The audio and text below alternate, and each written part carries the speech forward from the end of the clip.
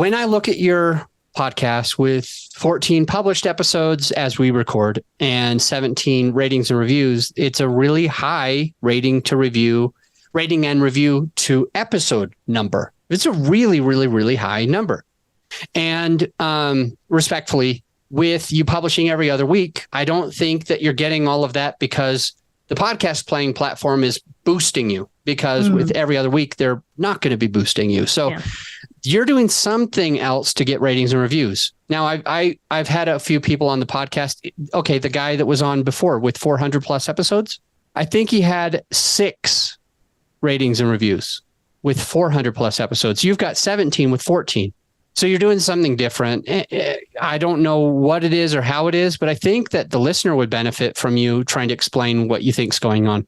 Yeah, I think a lot of it is just reminding people, when they hit play on our podcast, we're telling them, we're on the socials, please rate and review. Like, we want to get your feedback. And the show is built on listener engagement. If we weren't getting these prescription requests, we wouldn't really have much of a show. So it's just the fact that, it's like, oh, if you want to send something in, like, you gotta work with us, reach out to us. And I think, when people are just online and they're like, oh, well, I'll send a short email. It's like, okay, I can write a quick review.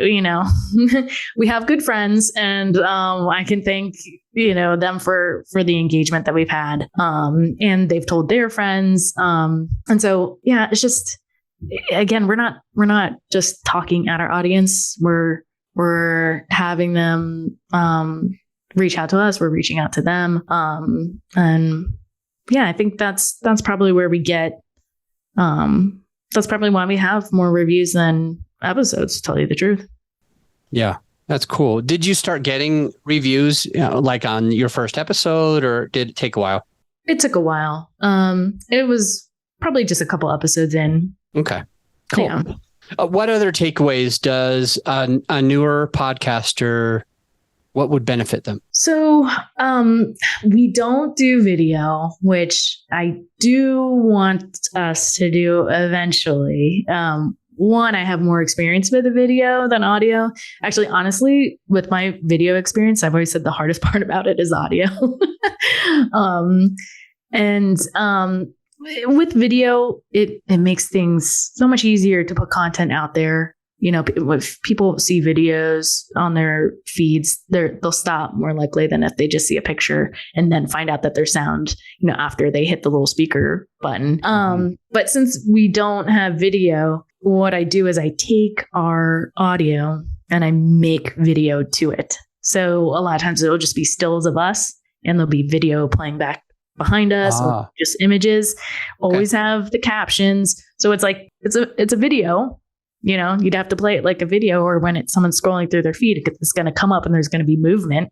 Yeah. And that's where I can take these little teasers or these little sound bites of our episode, that are the funniest or the punchiest, and put that out there. And that's where we get the most engagement online, actually, through TikTok. We put them on Instagram as well. But that's getting strangers' eyes on us. And that has been the most effective thing that we've done on social media.